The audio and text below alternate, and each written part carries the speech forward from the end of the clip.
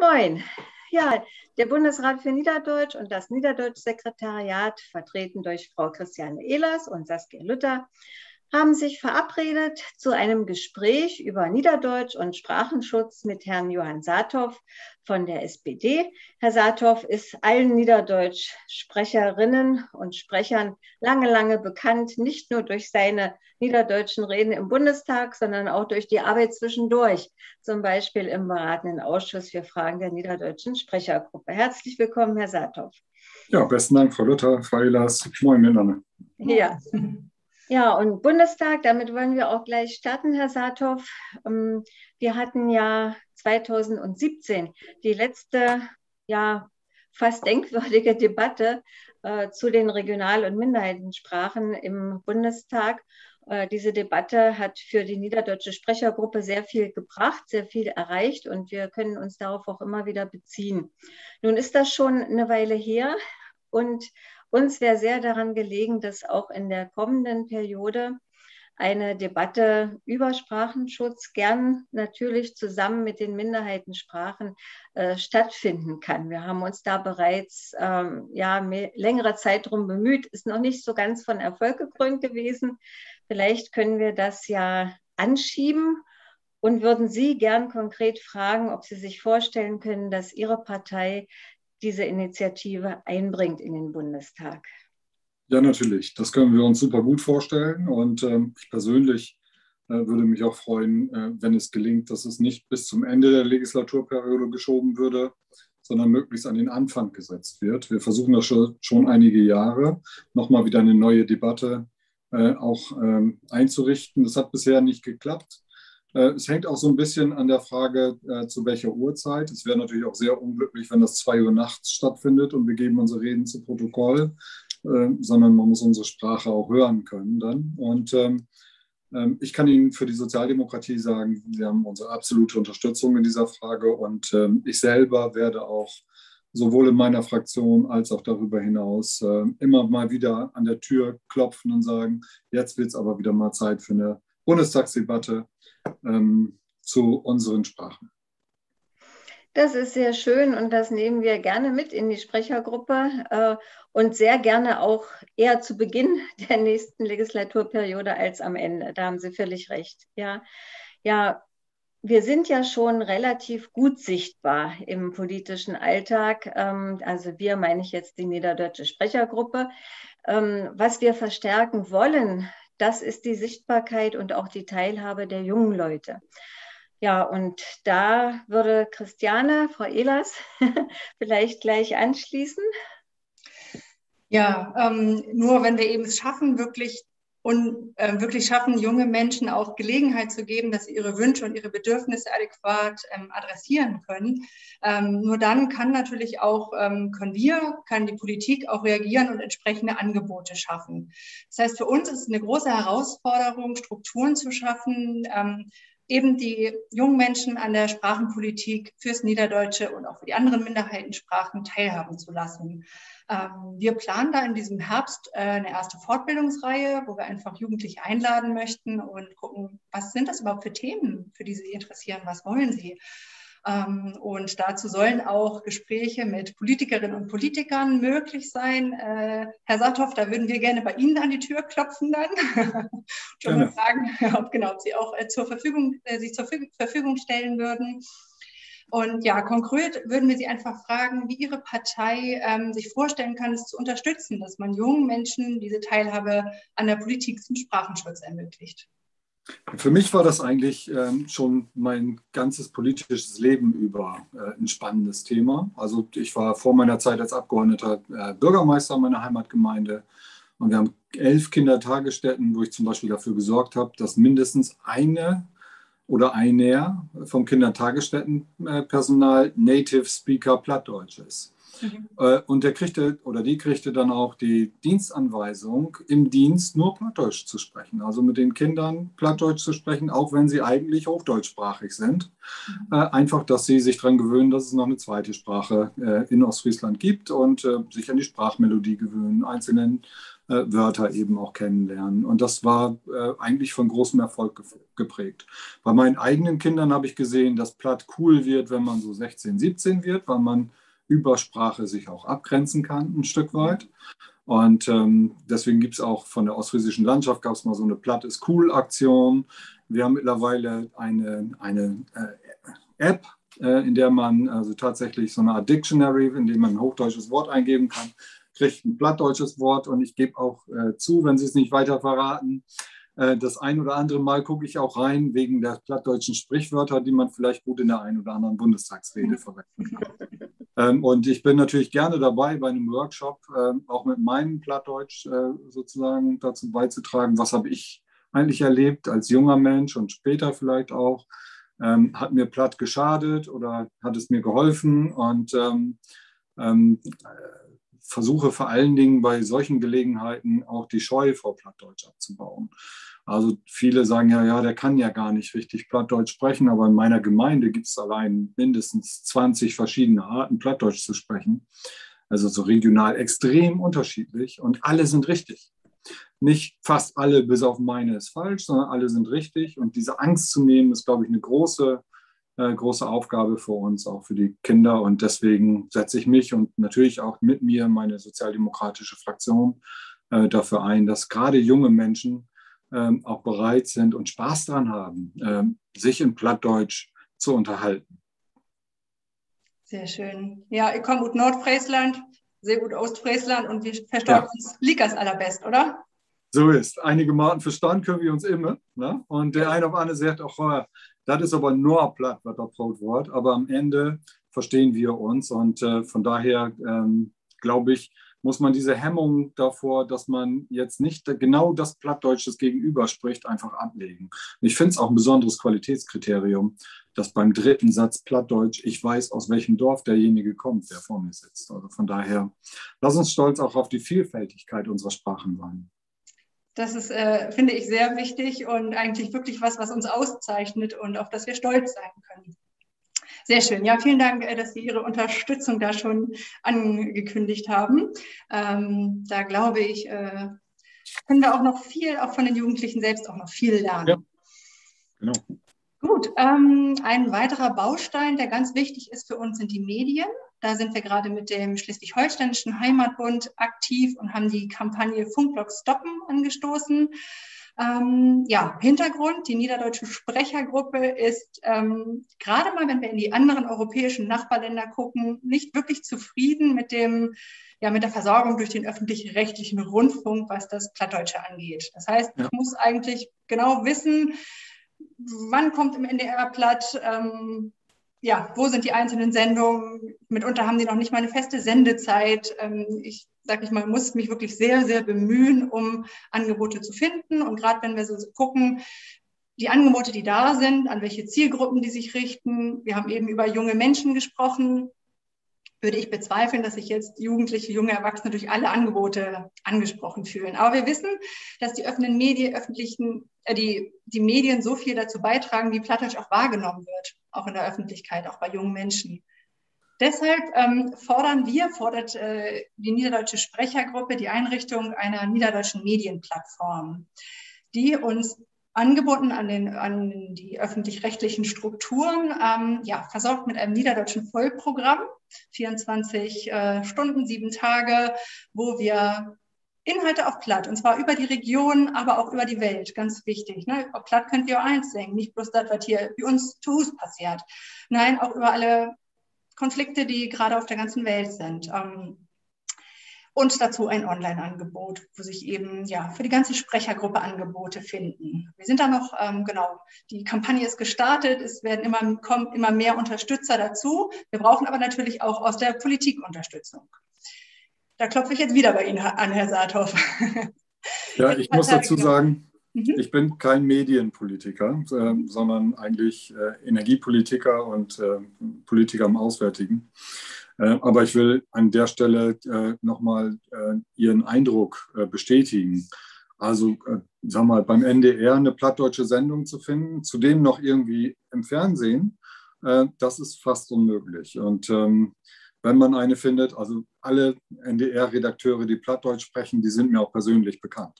Also von daher hat man irgendwie schon mal Kontakt zueinander und es ist schon was ganz Besonderes, wenn man mal ein plattdeutsches Interview geben darf im Bereich NDR. Was noch dazu kommt, sind die regionalen Sender. Das ist zum Beispiel Radio Ostfriesland, ist schon auch stark mit Plattdeutsch vertreten dann eben. Aber auch nicht nur, auch nicht mehrheitlich. Ich würde sagen, mehrheitlich ist schon Hochdeutsch, aber es gibt schon auch feste Plattdeutsch-Sendungen, auch regelmäßig. Also wenn Sie sagen Unterstützung, klar, ich würde mir auch wünschen, dass es sowas wie einen niederdeutschen Rundfunksender gibt. Ich bin relativ sicher, dass die rechtlichen Rahmenbedingungen dazu eigentlich vorhanden sein müssten. Wahrscheinlich wird es dann auch so ein bisschen an finanzieller Ausstattung fehlen.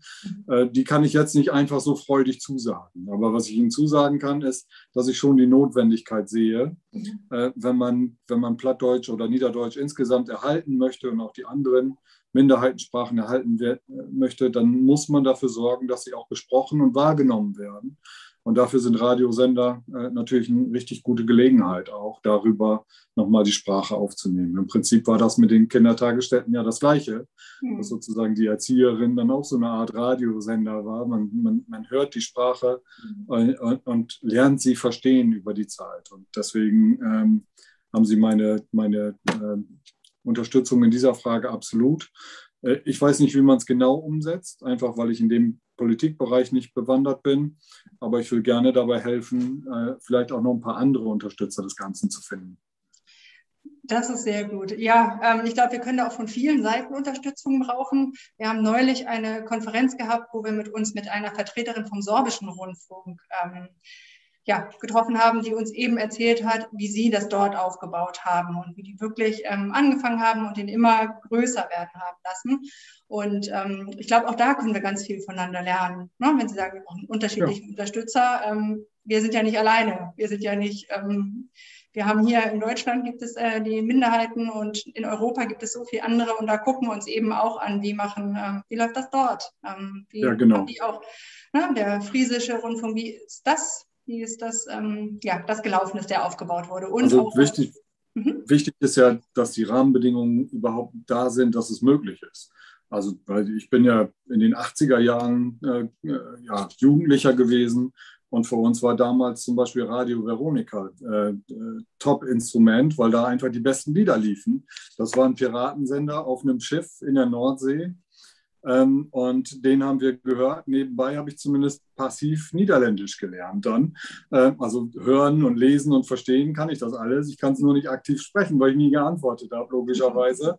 Aber immerhin hat man den passiven Sprachschatz. Und das gilt natürlich für Plattdeutsche oder Niederdeutsch insgesamt auch, dass man den plattdeutschen Sprachschatz dadurch erlernen kann. Ich glaube aber, dass die rechtlichen Rahmenbedingungen nicht mehr so streng sind wie das Postgesetz damals von 1980. Aber natürlich muss man auch mit entsprechender finanzieller Ausstattung auskommen. Genau, gut. Ja, das gehen wir an, das Projekt. Ja, das gehen wir auf alle Fälle an. Und ich versuche jetzt die Kurve zu kriegen vom passiven Wortschatz hin zum aktiven Wortschatz, Herr Sato. Ja, und hin zur Digitalisierung. Und auch wenn Sie gesagt haben, Sie sind vor allem in der Energiepolitik zu Hause, so ist ja die Digitalisierung eine Sache, die uns alle irgendwie, egal auch welchen Alters, umtreibt und bewegt. Und wir möchten gern für die Niederdeutsche Sprechergruppe das auch in den nächsten Jahren voranbringen. Wir haben uns da neben einer Konzeption zur Digitalisierung für das Niederdeutsche auch einen ganz konkreten Punkt herausgesucht, mit dem wir beginnen wollen. Und zwar ist es das Onlinezugangsgesetz. Das verpflichtet ja die Kommunen, die Länder und den Bund bis Ende 2022 prinzipiell alle Verwaltungsvorgänge online möglich zu machen. Dazu werden Matrizen erarbeitet, das läuft schon im Moment. Wir wissen, dass das natürlich in standarddeutscher Sprache passiert, das ist auch in Ordnung so, aber es werden ja auch weitere europäische Sprachen berücksichtigt oder sollen berücksichtigt werden. Und nun ist natürlich unser Anliegen, was Sie sicherlich sich denken können, dass neben den Minderheitensprachen in Deutschland auch das Plattdeutsche berücksichtigt wird. Das heißt, dass Matrizen erarbeitet werden, die ohne große Hemmnisse aufzubauen, es den Nutzern ermöglicht, eben ein plattdeutsches Formular auszufüllen. Das wäre so unser Traum und wir sagen uns ja, wann, wenn nicht jetzt, also wenn das jetzt erarbeitet wird, muss es doch möglich sein, so etwas zumindest als ein Pilotprojekt zu initiieren, zu starten und wir sind auch gern bereit, uns als Sprechergruppe daran zu beteiligen. Ja, würden Sie das unterstützen oder sehen Sie das als machbar an, Herr Sattler? Das hört sich für mich sehr interessant an. Ich sehe auch gar nicht, dass da der allergrößte Aufwand da ist. Denn beim Onlinezugangsgesetz geht es ja um einige Formulare, die man da hat. Und es dürfte jetzt uns dreien zumindest schon mal nicht schwerfallen, ein hochdeutsches Formular auch in Plattdeutsch zu übersetzen. Also ich würde es mir jedenfalls zutrauen und das auch mit einem überschaubaren Zeitbudget. Es wäre dann nur eben so, dass man es auch implementieren muss. Die Umsetzung läuft, glaube ich, über die Bundesländer an den Kommunen. Aber ich kenne hier zum Beispiel im Ostfriesischen eine ganze Menge Bürgermeister, die alle ihre Ortseingangschilder auf die plattdeutschen Namen umgestellt haben. Ne? Und die auch mit Sicherheit ein großes Interesse daran haben und auch mitarbeiten würden, entweder selber oder mit Manpower aus dem Rathaus, dass Vordrucke auch dann auch tatsächlich in Plattdeutsch und in Hochdeutsch zur Verfügung stehen. Da habe ich eigentlich überhaupt keine Sorge. Im Zweifel hängt es da eher an einem Netzwerk, dass wir versuchen, sie vielleicht nochmal zu verbinden mit den Landschaften, die sich da ja auch streng mit beschäftigen und auch mit einigen Leuchtturmgemeinden, sage ich mal, wo die Hauptverwaltungsbeamten sich auch nochmal besonders um den Erhalt der niederdeutschen Sprache bemühen, dass wir da miteinander was hinkriegen. In diesem Netzwerk will ich gerne dazugehören und dazu beitragen, dass das gelingt. Das hört sich sehr gut für uns an. Es ist tatsächlich ja schon, sind einige Pilotprojekte gestartet, also generell, ne, Christiane? Ja. Aber ja, es stockt, glaube ich, so ein bisschen, was das Einbeziehen der niederdeutschen Sprache angeht. Und wenn Sie uns einen Zugang schaffen könnten, wäre das für uns schon eine große Hilfe. Wie gesagt, ich wiederhole es auch gern nochmal, wir sind bereit, da auch mitzuwirken. Ja, aber es muss uns die Möglichkeit gegeben werden. Ja, verstehe ich. Ja. Gut, vielleicht schaffen wir das dann. Wohngeldantrag auf Plattdeutsch. Genau. Ja, also down da lernen, sagt man ja. So ist das. Und ich kann mir nicht vorstellen, dass das nicht gehen sollte. Ich weiß, dass viele Plattdeutschsprecher auch Schwierigkeiten haben, an die Schriftsprache heranzugehen. Also ich kenne Menschen, die sich am allerliebsten nur in Plattdeutsch ausdrücken, die aber Schwierigkeiten haben, Plattdeutsch zu lesen. Ich selber gehöre auch, also ich könnte niemals im Bundestag eine Rede vorlesen, die auf Plattdeutsch formuliert ist. Das also ist dann schon eine Ecke zu weit. Also von daher hilft es vielleicht auch, dass man ein bisschen mehr noch in die Schriftsprache auch einsteigt, als man das bisher gemacht hat. Ja, stimmt. Ja, dann packen wir es an. Ja. Ja. Ja, danke schön, Herr Saathoff, dafür. Es gibt noch einen Punkt, den wir gerne mit Ihnen besprechen würden. Sie sind ja schon lange dabei und sind auch beim beratenden Ausschuss für Fragen der niederdeutschen Sprechergruppe für Ihre Partei dabei. Wir sind sehr froh, dass wir diese Möglichkeit haben, mit den Parlamentariern und dem zuständigen Referat im Innenministerium ständig in Kontakt zu sein oder zu treten und uns über bestimmte Dinge auszutauschen, auch mit den Ländern. Ganz zufrieden sind wir manchmal nicht mit diesen Beratungen. Das hat verschiedene Ursachen sicherlich. Ja, und wir haben uns aber vorgenommen, dass es wir wissen, dass es ohne diese Zusammenarbeit zwischen Bund, Ländern und der Sprechergruppe nicht geht. Also wir sind sehr daran interessiert, diese Kommunikation wirklich auch als Kommunikation aufrechtzuerhalten und auch zu intensivieren. Ich glaube, das ist nötig, auch das zu intensivieren. Wir haben diese Struktur, also den beratenden Ausschuss. Wir sind auch im Gesprächskreis für nationale Minderheiten und niederdeutsche Sprechergruppe beim Innenausschuss dabei. Also diese Strukturen haben wir. Sehen Sie Möglichkeiten, wie man das noch etwas intensiver nutzen kann? Ja, also zunächst würde ich über meine Erfahrungen berichten, wenn wir in unseren Sitzungen zusammensitzen. Dann ist es ja weniger ein Gesprächskreis, es ist weniger ein Dialog, sondern es ist eine Aneinanderreihung von Botschaften. Wo ich ehrlich gesagt auch manchmal denke, wer hat die eigentlich aufgeschrieben? Und es kommt kein wirklicher Dialog zustande, finde ich jedenfalls. Ich weiß nicht, wie Ihnen das geht, aber ich finde es sehr schade, dann 2,5 Stunden zu sitzen und sich Botschaften anzuhören, ohne dass der jeweils Nächste auf den ersten eingeht. Und von daher muss man vielleicht auch mal drüber nachdenken, so habe ich mal da gesessen, als es langweilig wurde, ob man nicht auch andere Formate findet, dass man einfach mal wie ein Task-Tee oder irgendwie vielleicht auch nicht mit allen immer sofort, sondern mit ein paar, die zu einem bestimmten Thema Interesse haben, so Workshop-artig zusammensetzt und dann auch Ländervertreter ruhig mit einlädt. Ich merke das manchmal auch, dass aus dem Niedersächsischen Landtag der eine oder andere auch ein bisschen neidisch auf uns im Bundestag guckt und sagt, bei euch ist die ganze Infrastruktur dafür da, um Plattdeutsch, Niederdeutsch zu fördern. Ich würde da auch gerne mitmachen, aber ich weiß gar nicht, wie ich da reinkomme. Und dass wir vielleicht uns vornehmen, in der nächsten Legislaturperiode ein bisschen mehr miteinander zu reden. Auch, das meine ich rein selbstkritisch, auch an die Politiker, also nicht an Sie, sondern an die politischen Vertreter, ein bisschen mehr miteinander zu reden, auch mal miteinander zu streiten, warum denn nicht, als uns jeweils Botschaften um die Ohren zu hauen, die einfach so im Nirvana des Deutschen Bundestages verfliegen. Deswegen auch die Debatte, um da nochmal drauf zurückzukommen, das wäre schön, wenn es uns gelänge, bei der Debatte auch wirklich eine Debatte zu haben, die ihren Namen wert ist, auf die man reflektiert nochmal und nicht einfach nur Botschaften von sich gibt. Also da sprechen Sie uns wirklich aus dem Herzen. Ich wollte es nur eingangs nicht ganz so formulieren. Ja, da sehen Sie, dass wir im politischen Raum den gleichen Eindruck haben wie Sie. Und wir sind alle nicht glücklich damit. Wir freuen uns, dass wir doch Gelegenheit haben, uns auszutauschen, aber wir tun es dann nicht. Und die Frage ist, wie kann man es machen? Und ich habe die Erfahrung gemacht, am besten sind solche Austausche über bestimmte Sachpunkte, indem man einfach mal und auch diese ganze formularisierte Kram mit, da ist der leitende Regierungsdirektor, der das erstmal freigeben muss und hast nicht gesehen. Also wir sind Parlamentarier und wir sind frei in unseren Äußerungen und in unserer Meinungsbildung.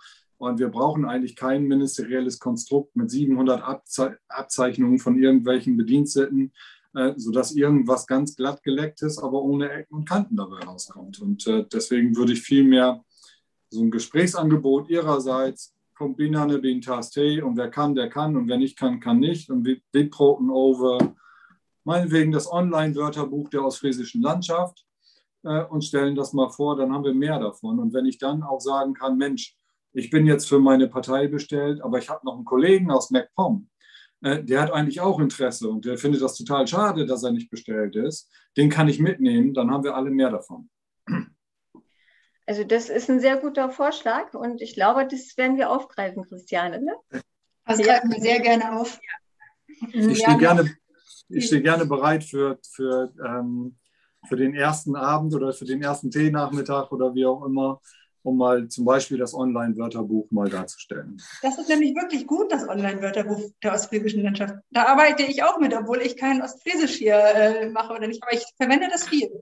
Ja, und ich bin sicher, dass der Präsident der ostfriesischen Landschaft auch liebend gerne vorbeikommt, auch wenn er jetzt kein oberleidenschaftlicher Plattdeutschsprecher ist, aber er lernt es über die Jahre, ist er doch in der Lage, auch das nochmal darzustellen, wie wichtig das auch für uns ist. Sehr schön. Das hört sich sehr, sehr gut an. Und Tee trinken ist ja auch nie verkehrt. Nee, bisher haben wir bei Tee immer nur Probleme gelöst, statt sie zu produzieren. Genau. So mag wie das. Herr Saathoff, wir haben nur über junge Leute schnackt, über Digitalisierung, über die Medien, über Fell.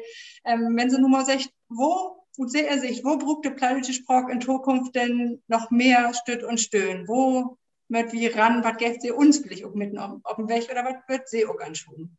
Ja, ich habe das nicht gerade als gesagt. Down da lehren um Hinsicht. Heil wichtig ist, dass Leute keine Angst haben, Plattdeutsch zu brauchen, sondern dass sie einfach so wegbrauchen. Und wenn ich mal auch eine Plattdeutsch braucht, auch mal ein Fehler, da bin ich auch nicht frei erfahren, man auch mein Hochdeutsch ist so, dass auf und an mal ein Fehler da drin ist. Das ist eben so. Und wir sind Minsken und deswegen dürfen wir so proten, dass uns Schnabel Wursen ist.